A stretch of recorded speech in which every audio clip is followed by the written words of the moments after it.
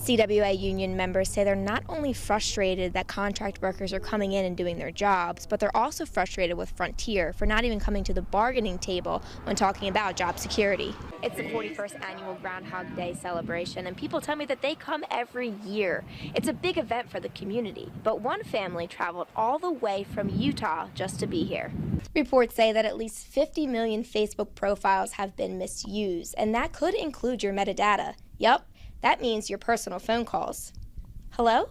The road that you see behind me is a part of the 5-lane where the fatal accident on Monday happened. Now, Elkins police tell me that from now until last January, 52 accidents have been reported on the 5-lane, 2 of those being fatal. That's right, Nate. While I was talking with neighbors, I also stopped by the McWilliams house and I talked to a family member who claims that his father suffered from Alzheimer's and dementia. When police showed up to the McWilliams home in Buchanan, it was around 6 in the morning, and they found Leo McWilliams lying on the floor dead with a stab wound to his neck. Timothy McWilliams was also there when cops showed up. He had a stab wound on his arm. The family is standing by Timothy at this time, saying that this murder may have actually been an act of self-defense. The Upshur County Sheriff's Department is still investigating, but they say that this was a domestic call that went way too far. Neighbors, though, are shaken up by the incident. I'm standing right here on Water Street, and you can see right behind me that the stream has basically come in and taken over the road. Now, the road has been shut down due to high water because it's not safe for drivers to pass through.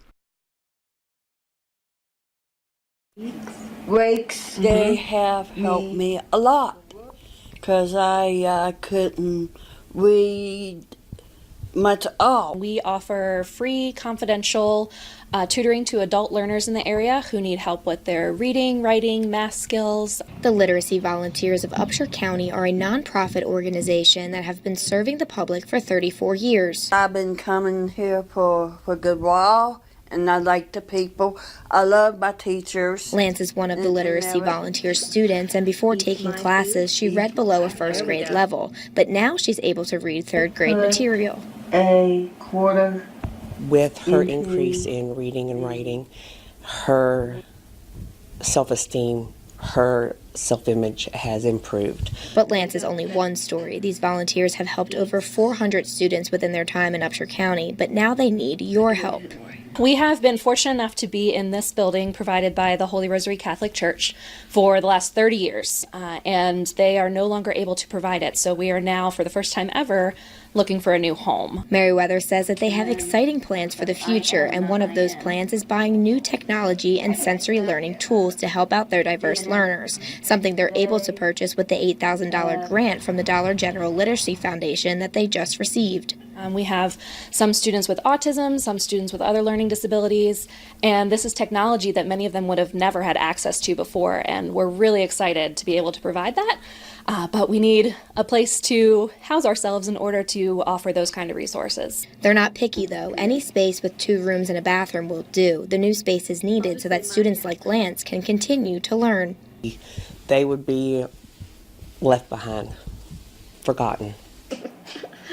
The interim director says that they need to be out of that space by August 31st, but they're really hoping that this isn't the end. For more on what the Literacy Volunteers offer and upcoming fundraisers, go to our website, WDTV.com. For 5 News, I'm Corey Meredith, keeping you connected. A contractor working for Frontier in Marion County says that he was out to lunch on Thursday, and when he came back to his car, he saw this. My friend was parked next to me in his truck. His tire was flat all the way. I started looking at my car. There were 3 tires with stab wounds in them, leaking out slowly. This contract worker wanted to remain anonymous for safety reasons, saying that he's still upset over this incident. It's emotionally straining. I'm still distraught about yesterday, having my tires slashed. He thinks that Frontier strikers slashed his tires, but CWA members are denying that claim. I can assure you it's none of our CWA members doing that.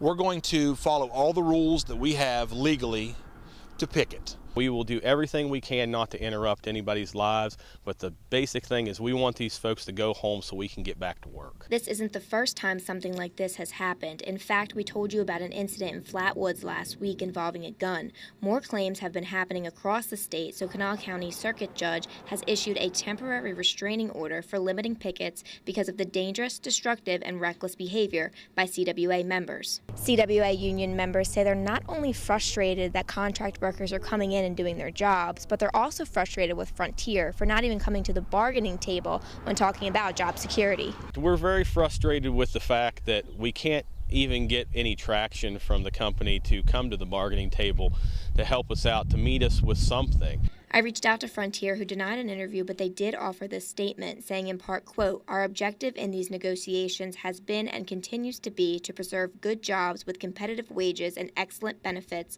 while addressing the needs of our ever-changing business." They're not here for their jobs. We're just here to do this contract work and then go back home to our families once it's over. We're just asking for Frontier to commit to the service of West Virginia and keep the hardworking individuals in West Virginia here. Frontier says they won't be commenting on this matter anymore, saying, quote, "At this particular juncture, Frontier is electing not to comment further on the details associated with negotiations." For 5 News, I'm Corey Meredith, keeping you connected.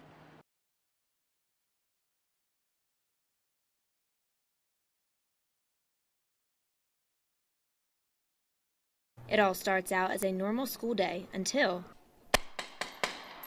Code red, lockdown. Code red, lockdown. It's like it's really happening. We're excited, we're nervous, we're scared.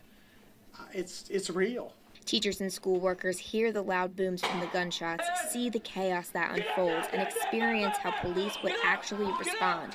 All of this to better prepare themselves and to protect their students. The kids come first. It's the safety. It's our #1 top priority. These are things that we only get one chance at, so we need to make sure we're right for them and we have them taken care of because they're the interest here. The group underwent a series of drills, each one being a little different than the last. This way, teachers, school workers, and police can all be ready in the event that this isn't a drill. We have to be prepared. Taylor County Board of Education hopes it never happens, but we can't take the attitude that it will never happen. We have to be prepared just in case it does happen. Part of these drills was testing out new surveillance technology in the schools that helps to locate where a shooter is within the building. It could be a huge asset, knowing where the shooter's located, knowing if there's more than one shooter, various reasons that, if the shooter's held up somewhere. It just gives us so much information and possibility to react even quicker with more knowledge. We feel that the cameras are giving us that extra security. The cameras are being watched constantly from outside this building, from inside this building, from our cell phones. And although this is something none of us want to experience, we all have to be prepared. Well, in today's world, it's extremely important. One, we never know what we're going to walk into, but 2, preparing and just running through different scenarios is so important. So when we get here, we're on scene, that we just act naturally and head right to the target, the active shooter. For 5 News, I'm Corey Meredith, keeping you connected. Despite the federal court order that's vacating a key permit in the Atlantic Coast Pipeline construction, the work will not be stopped. There will be no downtime as a result of that judge's decision. This ruling comes from the 4th U.S. Circuit Court of Appeals, saying that the U.S. Fish and Wildlife Service hadn't provided specific limits for the allowable impact on threatened and endangered species. What they said was that a small percent of an unknown population would be affected, and that's just too vague. 5 News reached out to Dominion Energy, who wasn't available for an interview but did offer a statement, saying in part, quote, "We can say that the impact of the U.S. 4th Circuit Court of Appeals ruling is on a small portion of the 600-mile route, and there will be no impact in North Carolina," end quote. This ruling is based on an incidental take statement, something that needs to be revised fast.